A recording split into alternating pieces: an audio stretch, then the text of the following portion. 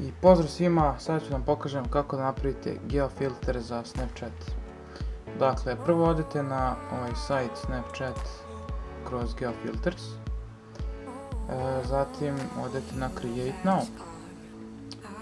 Sada, ovdje vam piše uputstvo kako se to radi, naravno radite u Photoshopu. Mislim da ne morate, da možete u nekom još programu, ali ne znam. Ja radim u Photoshopu najlakše. Sad, ovdje, da, možete i u Illustratoru isto. Stisnete ovo Download Photoshop Template. I on je sad tu. Vi uđete u Photoshop. Otvorite ga i otvorit će vam se ovako ovo i još će biti tu neki tekst. Vi obrišete samo taj tekst odavde. I napravite vaš geofilter. Dakle, evo ja sam napravio, samo sam stavio ovako tekst. I bitno je da vam bude transparentno ovo. Dakle, da se ne vidi ništa ispod.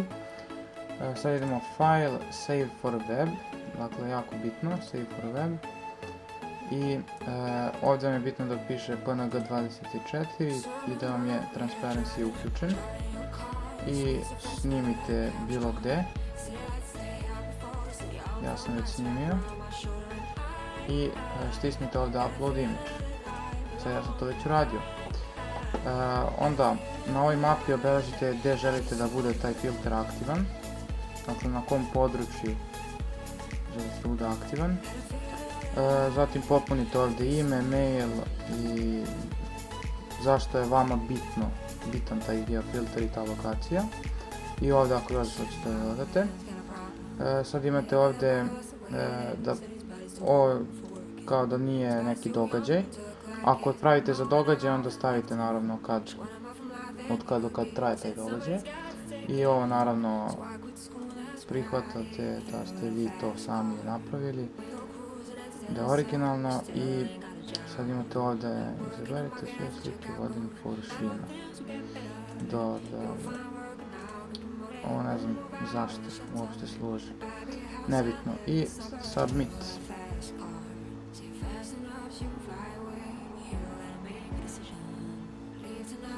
Thank you. I to je bilo to. Sada na mail bi trebalo da vam stigne, meni obično stiže za jedno 20 dana kad me aktiviraju. Evo, stigao vam je i odmah mail da ste poslali. I evo kako izgleda kad vam prihvate. Dakle, piše congratulations, bla bla bla. Ne znam, gdje mi je još jedan. Ovaj, na primjer. I to je to.